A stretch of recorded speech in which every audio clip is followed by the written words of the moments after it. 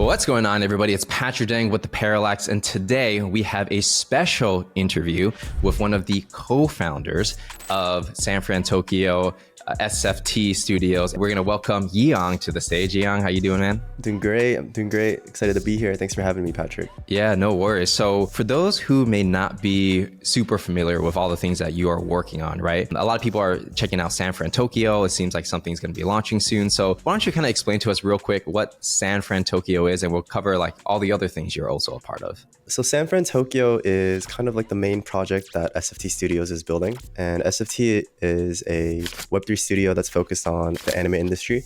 And we're working to innovate and elevate anime storytelling, distribution, and fan engagement globally. So SFT Studios seems like the umbrella company that kind of houses all these different projects. Is that right?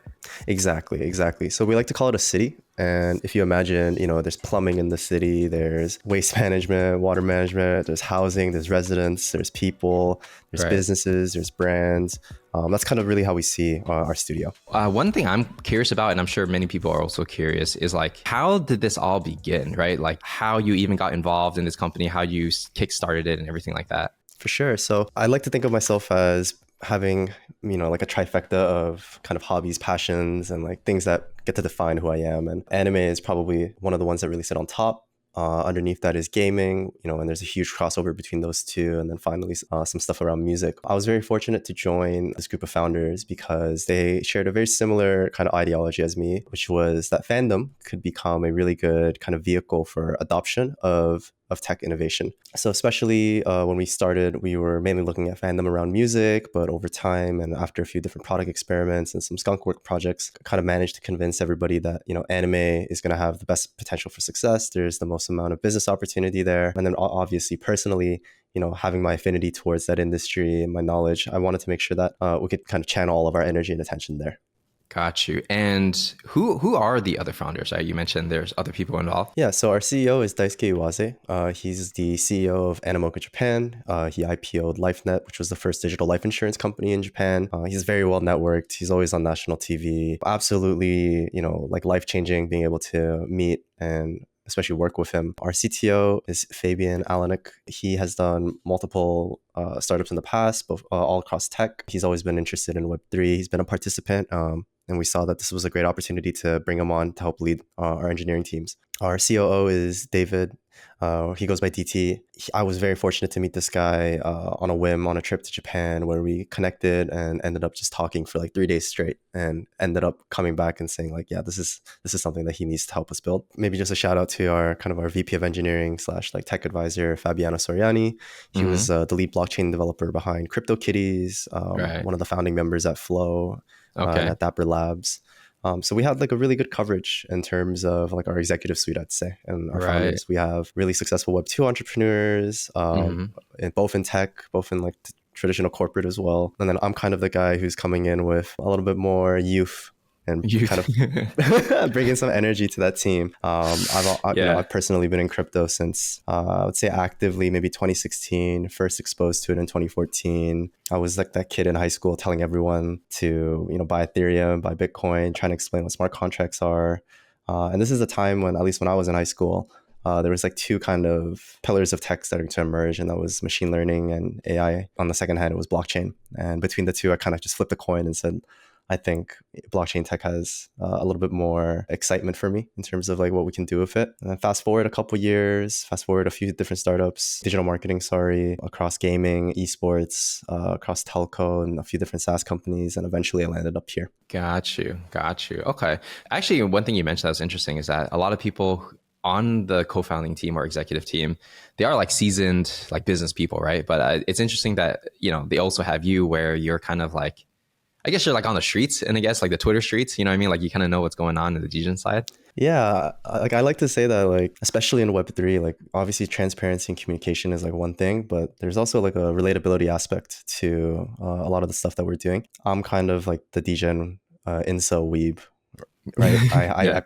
That's kind of who I am. It's not a character that I need to play. It helps me play and helps bring the project a little bit more of like a social / public facing role. Authenticity maybe.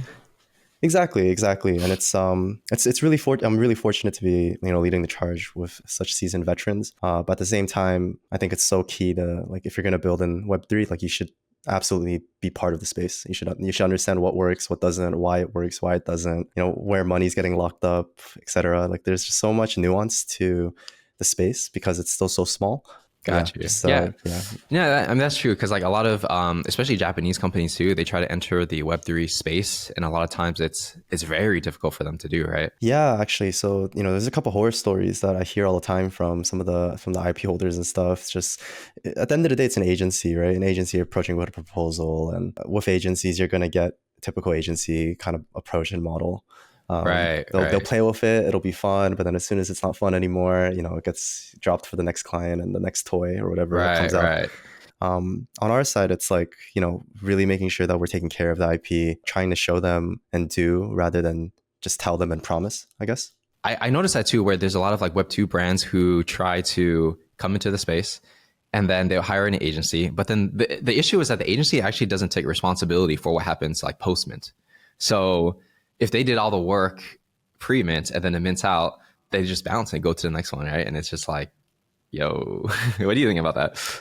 Yeah, I mean, I honestly, man, I don't think it's hard to mint out a project, and I don't think minting out a project is a great metric. If a project fails to mint out, then it's immediately kind of a red flag, right? It's just a simple question of can you go find demand and users for your potential product or project or business? And I don't think that's like a challenge. Like there's projects that are still raising like 6 to 10 mil, fully undoxed, on an Yeah, L2.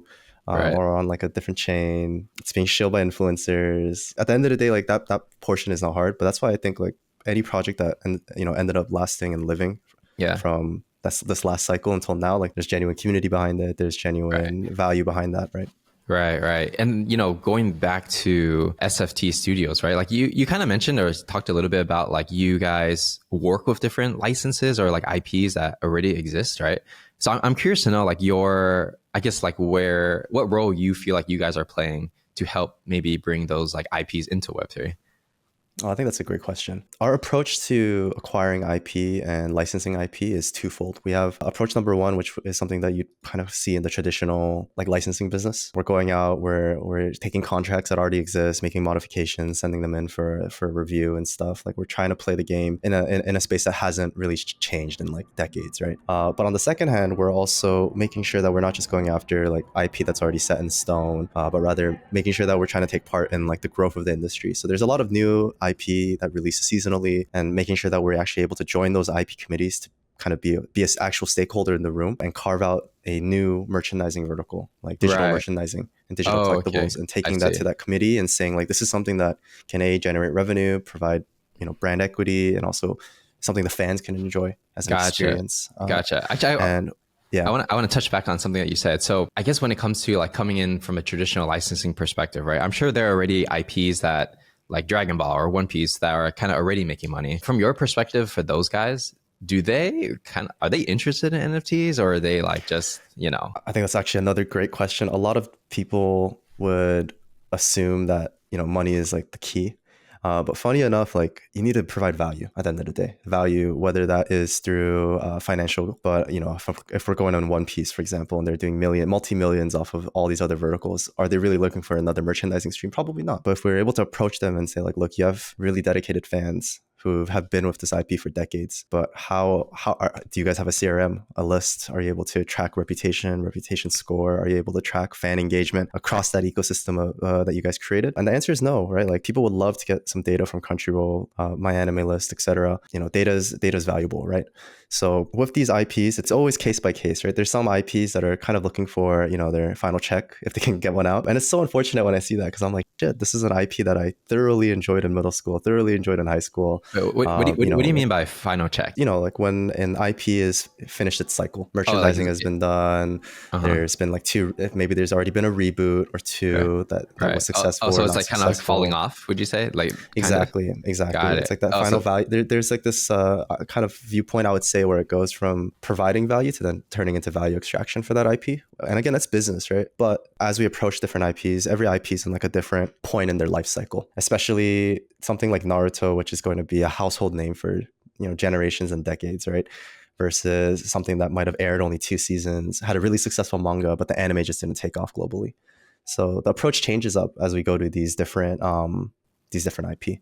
Right, depending on how hot they are, right? I see. So my guess would be that for the companies that are already basically printing money, they're probably not as interested in NFTs because it's maybe not as much Well, as, actually, are they? What I do you wouldn't say think? that they're not interested, right? But there's two aspects to it. And I think everyone obviously sees like the financial gain side and the digital merchandising side as like a business stream. But there's a lot of unforeseen value that you get out of on-chain provenance, out of tokenized real-world assets, out of experiences that can turn into something like a fan engagement score and such. So I want to say it's not that they might not necessarily be interested in NFTs, but they are definitely still interested in how blockchain tech can be leveraged. And to them, they just see NFTs as like one potential use case that might work, might not work. But they also understand that underneath the covers, there's still a lot more disruptive and innovative products that can be utilized and leveraged to help grow IP. I get what you mean because I read I forgot which company it was, but you know how like Japanese companies they have or every public company they do like the financial report every year, right? Yeah. And then so I was reading those, and yeah, I mean they are interested, but they see it as a potential revenue driver. But right now it's like the revenue is so small they don't even like put how much revenue they made from NFTs and stuff. No one has really, Like I done want it to say big, like, right? and almost like globally, like no one's cracked the code. Like I want to say Pudgy is like getting close. Like they finally found like the trail and they're like going after it now. But on a more traditional business sense, like leveraging Web3, I mean like Nike gave it their all, right? And we saw what happened. They really just aren't interested. So I still feel like there's a lot of boulders and rocks that haven't been turned over yet. We haven't seen what's underneath yet.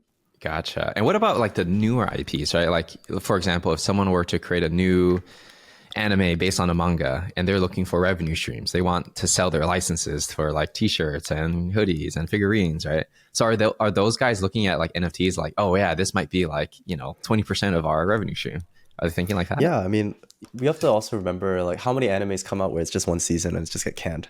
A lot, right? The There's most. so many, right? So many of them are actually really good. That's like the most unfortunate Right. part, right? So that kind of just shows like the Right. unit economics and the content creation for like this type of long form content. It's a financial risk, and there's also like a really high breaking point. NFTs, obviously, for a smaller IP, if it's able to drive like a large portion of their revenue early on, that has huge impact. But really what we're trying to see and crack is like, how do we get like a dedicated fan base that find an anime that would have had only one season, but to then be able to say like, no, like this could do really well in season 2 and season 3 if we keep doing A, B, and C, and trying to support that as well. There's a kind of a question of like sustainability in the industry, and the approach to manga content and then anime content. Like if you think about it, there's like great filters in between. Out of 100 manga, one of them is going to get serialized past 10 volumes. Out of 100 of those, maybe one of them is going to get picked out by a studio and animated. And then out of the 10 animes from that season, only one of them might have anything past season 2. My question is like, how do we get in there and provide value so those filters become a little bit less tight, right? And less cutthroat. Yeah, would you say that let's take it to the anime side, right? So manga is kind of successful, they turn into an anime. In your experience from your, talking to different people, are animes like profitable for like in general, or is it like most people are losing money and it's just like their big hit that pays for everything? I want to say you're taking a gamble, man, right? If you think about the amount of time it takes to do a season, let's say like 24 episodes, a full season, right? 24 episodes, 20 minutes, 30 minutes, unless it's like televised and getting like TV screen time, which is a whole another shit show, right? Think about all the filler episodes we deal with in Gintama, for example, right? Like it's again kind of a case by case thing. And I want to say in the majority, there's a reason why they stop after season 1, right? It's like they might be able to break barely even. They're just like, okay, we got to stop here because like the next, it's not worth the risk. Versus something like Free Ren, which immediately just takes number 1. Unexpected. It came out of nowhere. I read the manga. I enjoyed the manga. Heard it was going to be animated. I was like, oh, that's cool. And like 2 weeks later, I see it like number 1 on my anime list. Everyone's talking about it. It's all over TikTok. And I'm like, that's such a coin flip. Because if you read that manga, like there's no way anybody from back then would imagine that this is going to become like that this would somehow revive like the Tolkien era, like fantasy genre for anime. Right? Got you. So from the anime, I guess the studio's perspective, do they also feel the same way where they're like, okay, we're going to work on, like 10 projects this year. We don't know which one's going to hit. We're just going to do our best. And then the one that takes off is the one. The majority of like domestic studios, my understanding is that like they're booked out for like multiple years, like production scale. Like if you want to get any kind of production from them, like you're on a wait list, and it's almost like you're bidding for spots from that studio. I don't want to say it's a gamble in the sense of like having to financially sponsor and get the committee of people who's all gonna like put in cash to say like, okay, we're gonna fund this anime, and then we're gonna try to make X amount of money back. I would say the studios, because they're part of like the content creation aspect and not like the commercialization, like they're kind of getting the short end of the stick. I feel like they're the ones putting in most of the work compared to someone like a merchandiser, right? So for them, they're just taking, in my eyes, I just see them as they're just taking clients in business, right, to keep the studio sustainable. But if you have like a publisher, for example, putting in like 200K, 300K, or whatever it might be, and they're the ones cutting like the largest check, I see them as they're taking a pretty decent risk. Got you. So in your opinion, I guess the people that spend the time to create the thing, they take the greatest risk, but they're selling their time, right? And they're kind of like getting paid to create it anyways, right? As a service, right, as an agency, or if you think about it, that they're getting paid by the hour, but at the same time, like there's a whole issue of like working conditions in Japan, the overtime animators are putting in for JJK, and then as a fan, like I feel like the fans are the ones who kind of end up feeling the worst about it, because it's like I personally I don't want to like support something that's made in, okay, sweatshop is not the right term, right? But yeah, but I get what you're saying. Not the best working conditions, right? But then the only way as a fan that I can really support the animators is to watch it. Right, like seeing these guys on Twitter saying like, this was like one of the hardest 2 months of my life. We put our heart and soul into this. I see someone in North America retweet it saying like, why are we watching this if it's like inhumane, the level of production that these guys are putting in? And the Japanese guy replying saying, no, you have to watch it. Yeah, right? We need the job. We need the job, right? You guys got to watch it, right? So it's like a whole weird. It's a really weird dynamic. Wait, I'm curious, why doesn't somebody just like create a new studio and be like, hey guys, I'm going to pay you more than everybody else? Like, is that possible? Or is it like so much more deeper layers to this? I mean, I feel like there's a whole cultural aspect to it as well, right? Like as a Japanese person, if you're a tenured, like a 40, 50-year-old director, right, kind of calling the shots, like you need that senior leadership, right? Especially with a team of creatives. There's reputation on the line. There's colleagues and acquaintances on the line.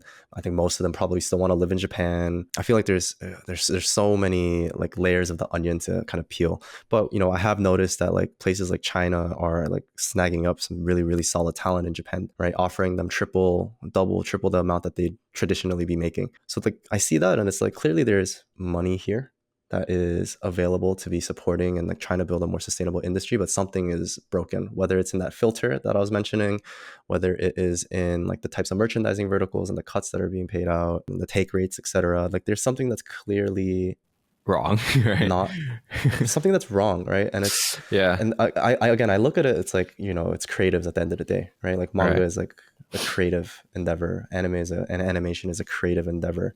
Like the word taking advantage, I don't think that's the right way to describe it, because like you can ask any mangaka and like they love their editors typically, right? They'll appreciate their publishers for taking care of them. All of that's there, but obviously some sort of value loss is happening in the space.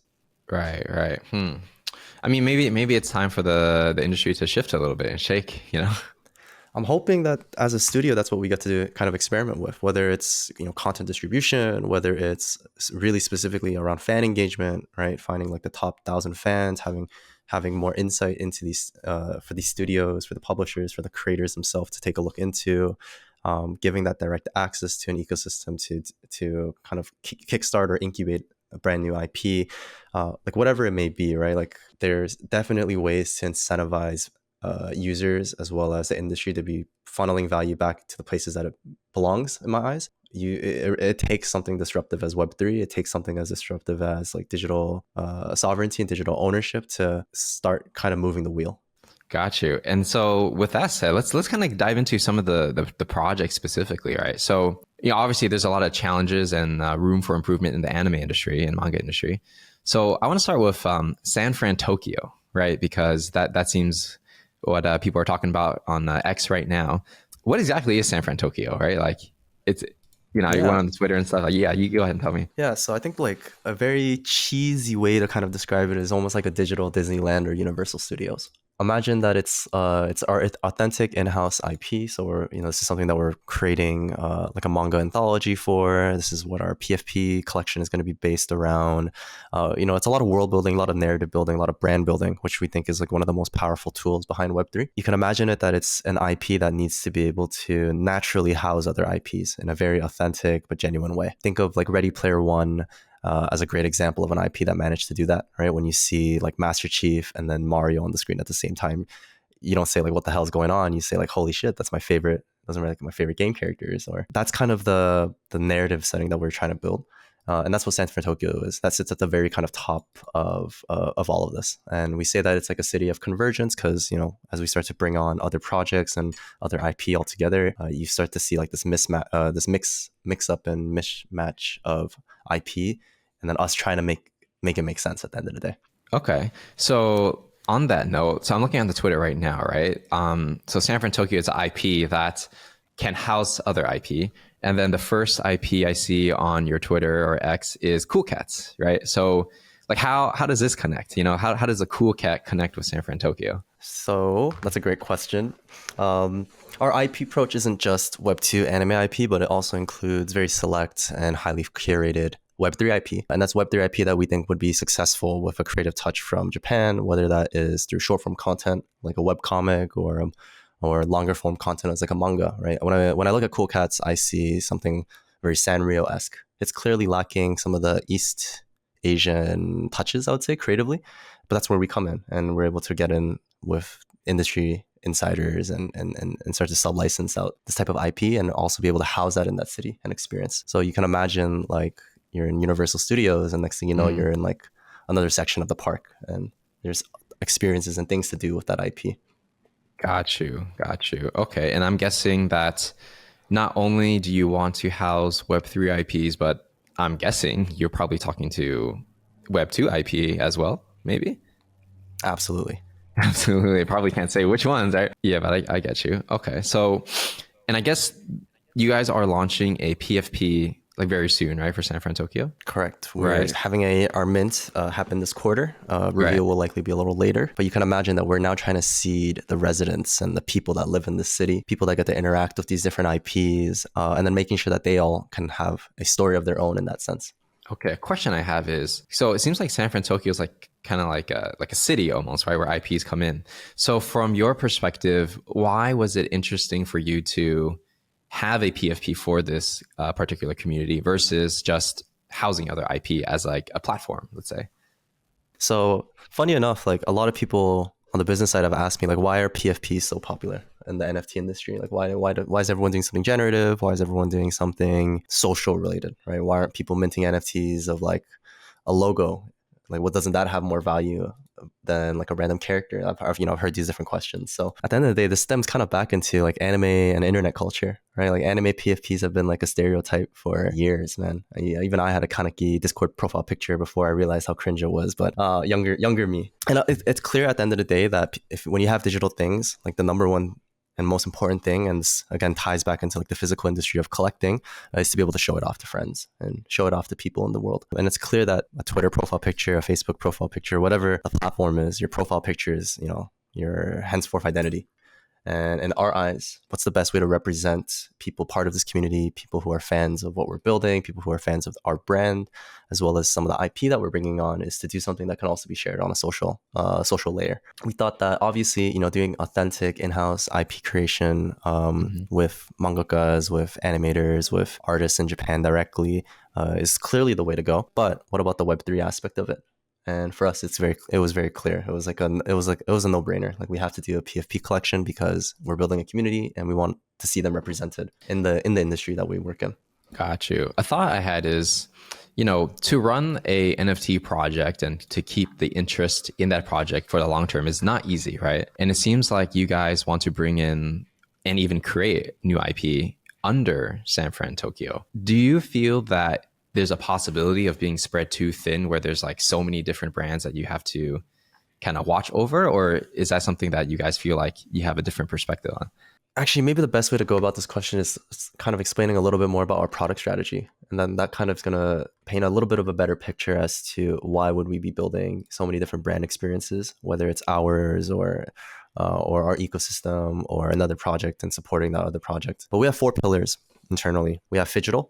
So these are tokenized real world assets. And our goal right now is to kind of lead the charge to changing the consumer mindset, where a digital tokenized twin with an experience behind it is able to provide some sort of premium brand advantage. The next pillar we have is purely digital. This is us trying to carve out this new merchandising vertical within the anime and manga industry.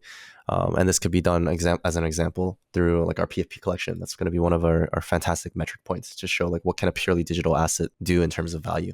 Our third pillar is anime and manga, obviously in-house, authentic IP, both short form and long form. And this is all around, building an authentic brand that can sit in the anime industry, that fans and consumers are going to want to attach their identity to. I can go on and on in terms of like the different licensing projects that exist within Web 2. And then I could go on and on about the projects in Web 3 that love to boast and put themselves up on the pedestal in terms of like the anime industry in Web 3. I think there's such a long way for actually both ends to go. Like I look at the Uniqlo anime collabs that happen quarterly, and there's like nothing I'd want to buy recently. Like they're just so ugly. Just personally, I think some are okay. There's like, there's some that are like, okay, okay, like it's mid versus like everything else is like, like which photo, which like who's designing Microsoft this? Paint Right? designer did this? I don't know.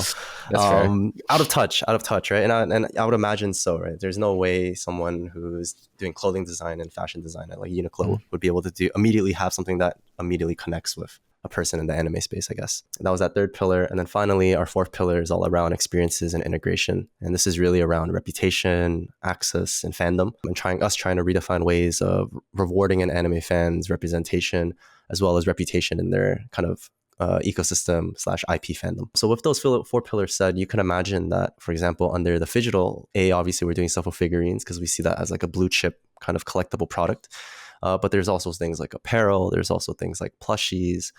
There's a lot to kind of build out there, and they could all be under a single sub brand. They could all have individual brands. Maybe one of them is a black label where it's like only high quality designer brands collaborating with us as well as an anime IP, right? So our approach to it is to make sure that we're doing really bespoke experiences and never trying to just throw an IP into something that it might not necessarily belong in. On the digital side, we see a lot of different opportunity to take IP and almost build like a secondary collectible ecosystem that sits underneath some of our blue chip items. And an example of that we've kind of been using is like if you have a figurine and there's 1,000 of them, but then there's only 500 digital emotes of your character doing a dab, I don't know, whatever it is. Obviously it matches the character. Creating this kind of pseudo supply and demand economics and showing that like this emote is purely digital, right, but it's able to generate a primary revenue and then secondary revenue over the course of X time frame.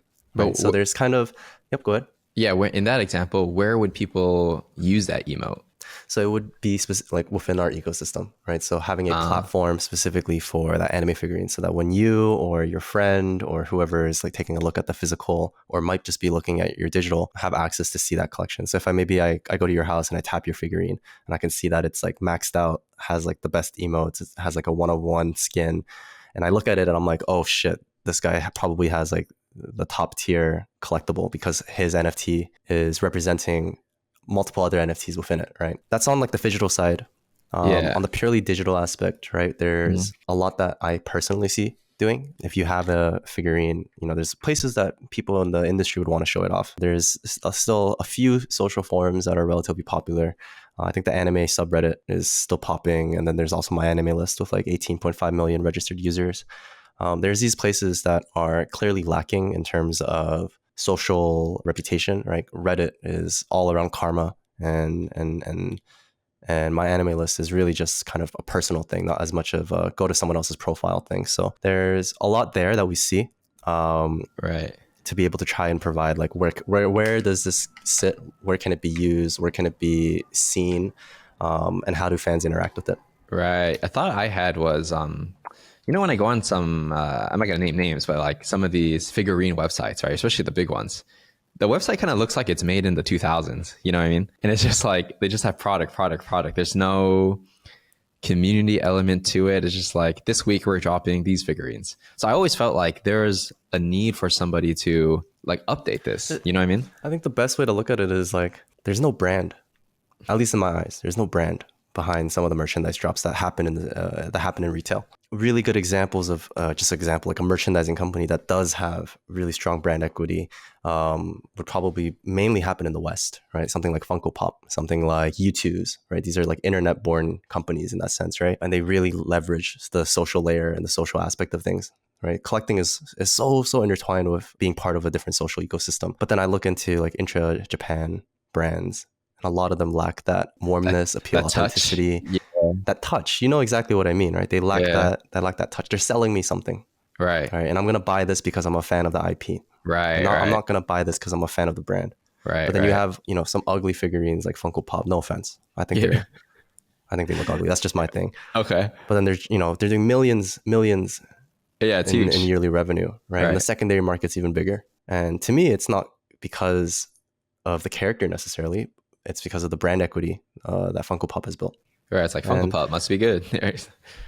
yeah, so Yeah. I feel like there's like this again like city of convergence, right? Trying to bring the best from the East and combine it with some of the ideologies and and some of the kind of go-to-market strategies that exist in the West, and try to steward some of this awesome, high-quality content in a way that's never been done before. Right. Right. I got you.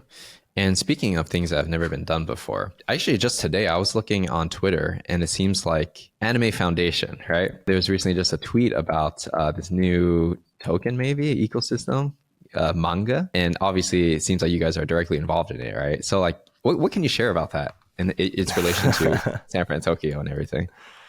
What I will say is it's really really exciting for our team to be able to participate and partake in this foundation. Um, there's so much that can be done with a decentralized kind of funding mechanism, both on the fan side, both on the community kind of engagement side, and also providing value back to the content creators. There's tons of initiatives there that we're excited to work on, and it's really about industry growth, and supporting the space and supporting the industry that we so love, making sure that it's as sustainable as it can be. But other than that, there's not too much that I can talk about just yet. Right, right. I mean, I have some guesses on what it could be and what the potential is, but you can't talk about too much about it right now. Maybe in a future interview, we could save it for later. Yeah. 100%. Okay, so now let's go move into like Weebox, right? So for Weebox, I was doing a little research, and you guys actually did some kind of official licensing or collab with a anime that recently just came out, right? And it seemed like That's correct. right, and you guys were trying to help them, I guess, with another revenue stream as their anime comes out. So can you talk to me about how that works and like what's going on there? Yeah, so this is a great example of like that second kind of fork, I guess, in terms of IP acquisition strategy, being part of the committee early on, Wait, providing funding, real quick, taking ownership. what Yeah. does it mean to be part of the committee? It's like no different than a DAO, right? So imagine you have an IP and it's owned by a DAO. There's a bunch of different stakeholders, companies and brands and businesses involved, and each of them take a different vertical and responsibility for that IP's growth. Right, but it's not really It's never just one company. It's doing never it just by one company that's doing everything by themselves, right? You Right. have at least like 7, 8 different stakeholders in the room, whether that's the publisher, the animation studio, Yeah. the content distributor, the advertisement agency, the marketing agency, Right, the merchandisers, etc. Right. They all kind of come in and take part ownership of that IP. Right. And so is there like one particular person in that group that kind of steers the direction, or is it like everybody has a say, like a DAO, I guess? Everyone depends on- has a bit of a say, right? And everyone wants to make sure that when they come to this committee meeting that they're showing progress and value and how this is Right. impacting the growth of the IP. Right. So it's almost like a DAO that somehow has all of the stakeholders aligned on something for the first time. Right. Right. Wait, is it a DAO though? It's more like a Web2 like business, right? It's like a Where Web there's 2. Yeah, stakeholders? it's a yeah. So you on the legal side, like you essentially create like a new company. Right, Like, right. and Everyone comes all in. those companies are taking exactly, and they're all taking part ownership of that company. Right. Okay. So then for, I guess this example, a lot of it's in Japanese, so I can't read it, but it's like what anime is this? It's like a chess? It's called chess? Liar Liar. Liar Liar. It's almost like a no game, no life. That's the best way to describe it. Okay, got it. It's part of that genre. Yeah. Okay. So then you guys were able to like be part of this committee, and then I'm guessing you guys are like, hey guys, we'll take care of the Web3 side. Is that how it goes, or is there more to it? there's a little bit more nuance than that, but for the sake of it, it's pretty much that. It's pretty much that. Okay, just to keep it simple, right? Okay. Yeah. So then for this one, is it like did you guys announce like what you guys are launching with them, like figurines or like? Yeah, so it's going to be figurines. So they're specifically licensed under Weebox, which is the figurine brand that we're incubating internally. Right.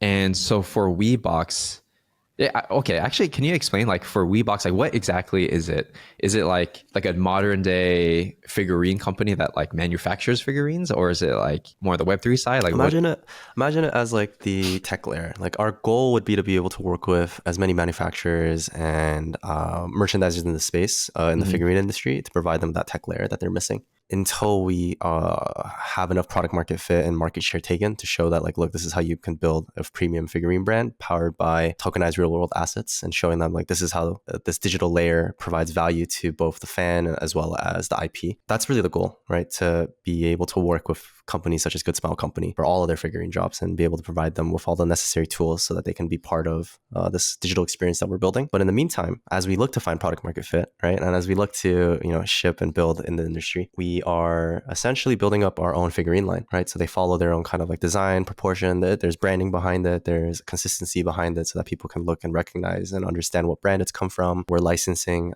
IPs directly, and we're working with a company in Japan and manufacturing in Asia to have these figurines come to market. So I want to say it's like as authentic as we could be, right? Working with people who have done figurines before, working with designers who have done figurines before, people who are relatively respected in the space as well. And then us coming in and saying like, okay, during the manufacturing process, this physical back token chip needs to be embedded here. And that these are serialized, and then us coming in, and obviously we're working on the 3D models, the 3D animations, the whole digital aspect of it all. Right. Okay. So kind of be like, let's say there's like a Web2 anime coming out. They're like, okay, I want to do figurines, but I want to do it with like digital assets too, or like digital collectibles. So I guess they would come to you and be like, hey, just help me make something really cool that's going to hit. At the end of the day, if we have the right pathway to building brand equity and a strong go-to-market, we get to, when they have their approach, we get to show them things like, okay, this is how many users we have. This is how much revenue these other IPs were able to generate. This is how much secondary volume that they had. This is how much more value that you guys can create adding in this digital experience versus not having it. And then showing them that, it's not just about money, right? But showing them like the fans are more appreciative. They just had a purchase that was somehow positive EV as a fan, right? That's like the biggest possible hook you can do, right? Saying that like your IP is so popular that going through this digital ecosystem, their purchase might have been $100, but then they made $40 through like a digital collectible. To them, they're going to start to feel like, oh, this wasn't $100. Maybe this was $60 because of that experience. That is something that we get to then take and show like, this is how the fans feel. There's a lot more of an emotional attachment now to this figurine. There's a lot more sentiment, positive sentiment behind that purchase. And at the end of the day, the biggest thing, at least in my eyes, is the fan, the consumer. They didn't have to wait 8 to 12 months to just get their product, right? They were able to take part in the order, take part in the drop, but they immediately have an experience that they can start to interact and feel like they own that experience. Exactly. Right. But then they would get the figurine whenever they get it. It might be like whenever manufacturing, whenever fulfillment is ready to go. Which is honestly, that's exactly how the industry operates right now, right? Yeah, everything like is made to order with like, yeah. I've seen 24-month ship times, expected ship times. And I'm just like, it's like, I look at that and I'm like, so I'm like, as like if you actually think again, like just about like the IP community perspective, right? Like if you're a merchandiser, of course your goal is to go make a prototype, get it ready to market, even if it's not going to be, maybe all of your manufacturing centers are busy right now and they're not going to be able to get to it for like another 8 months. Well, that doesn't matter. We're going to sell it to the fans right now, even if they don't get it later, because we need the money. We need to go back to the committee. We need to show that we did our best. Here's how much money we were able to make. Now, like, we want to be able to come in and say like, okay, well, yeah, you can go to market early, but what about the fans? Yeah. Why are we not thinking about the fans at all again? Right. So it's it's a whole different like perspective. And I think that's one of the reasons why when we're in these conversations, they have a lot of, I want to say respect, but also appreciation, because we're not just coming in saying like, let's make money. Right. We're coming in and saying like, how do we make sure the fans are going to appreciate the stuff that we're working on?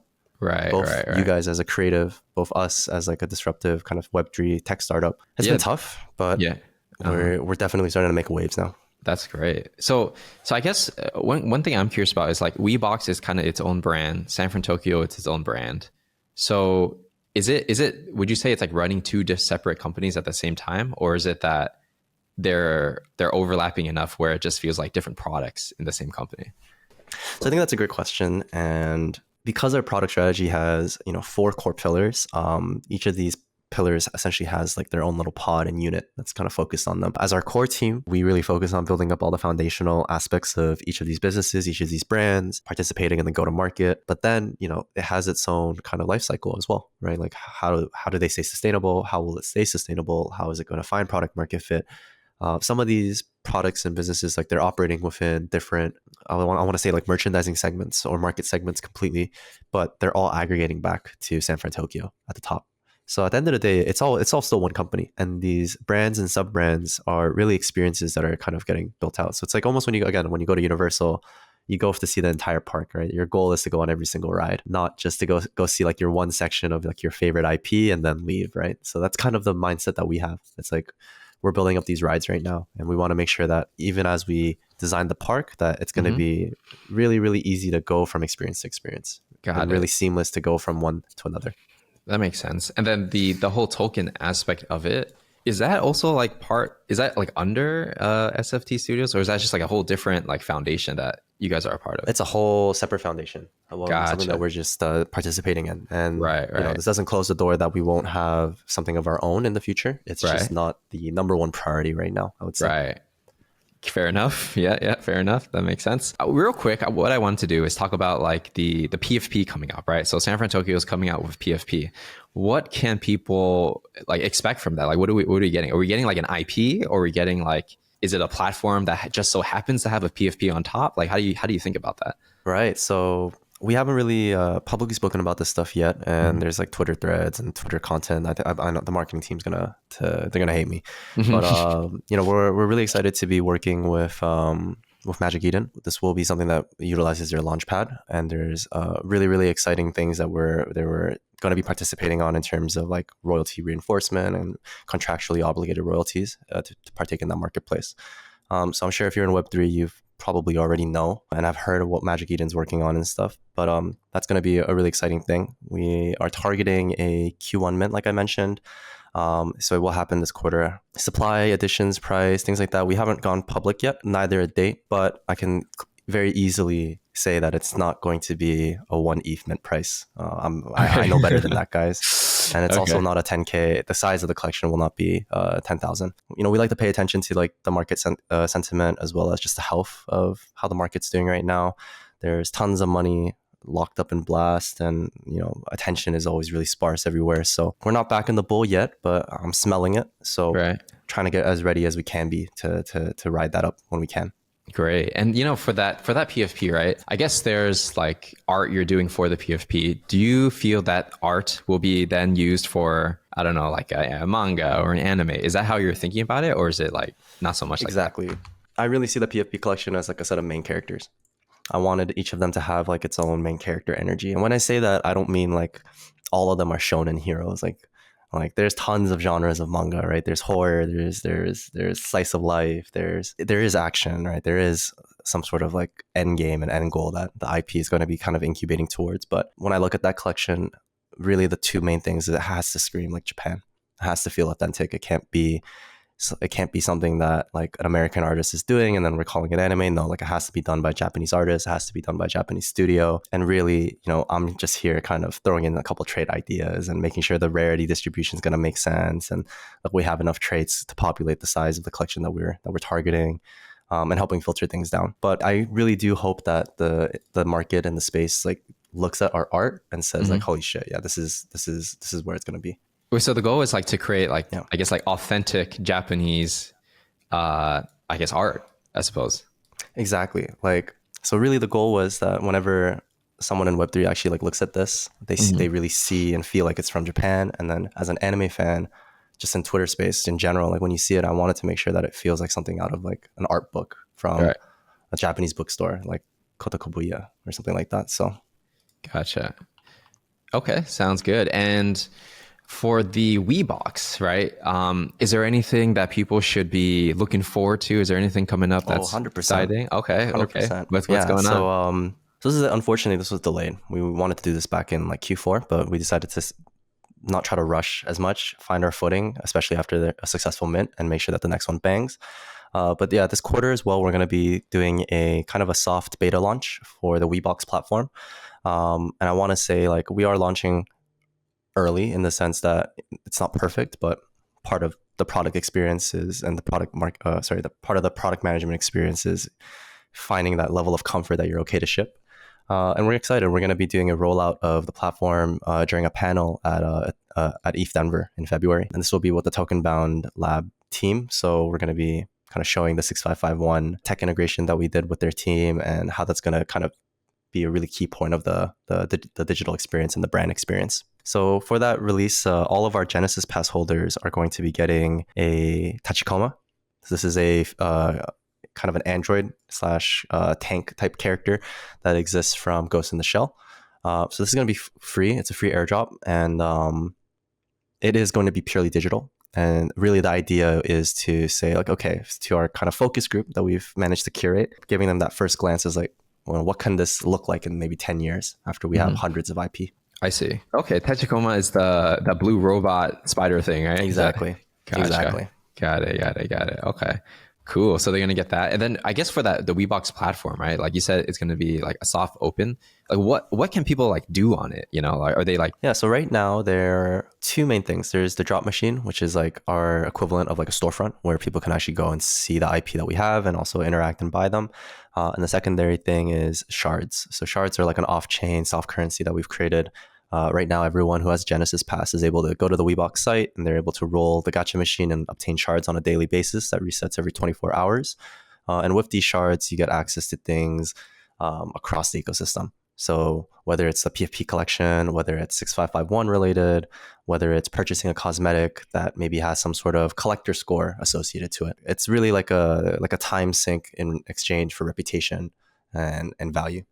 So there's a few different bespoke things there, but really the goal for Weebox is to focus around like that secondary collectible ecosystem that sits underneath the figurines. Right. So obviously the figurines themselves are a product that we could be going to market with. But what about all of the accessories and miscellaneous things that you can do with them, whether it's customizing them, whether it's building a scene out of them, et cetera, et cetera, right? So those are the kind of areas that we're looking to focus on post-launch. Got you. Okay. I mean, when it comes out, I'm definitely going to check it out. So with that said, we're actually wrapping up the time for our interview today. So before we go, are there any final words you want to share with our beautiful audience today? Big shout out to Patrick. This is like the go-to guy. He was one of the first people that I decided to speak with, especially when our team first started ideating anything around Weebox, anything around San FranTokyo. Very critical on the art as well. This guy knows his shit. So I just want to say I appreciate the time that you made today to speak with me. I hope I wasn't too boring. I'm usually not the most energetic when it comes to talking about work, in all honesty, right now. But yeah, we have a really exciting year ahead. Lots of fun announcements spread across this quarter. Yeah, I can't wait for the next time for us to catch up. All right, man. Well, thanks for the kind words. It's great to see you guys come a long way since the first time that we met when things were getting started. So really proud of you guys there. And audience, I'll catch you on the next one, and peace out.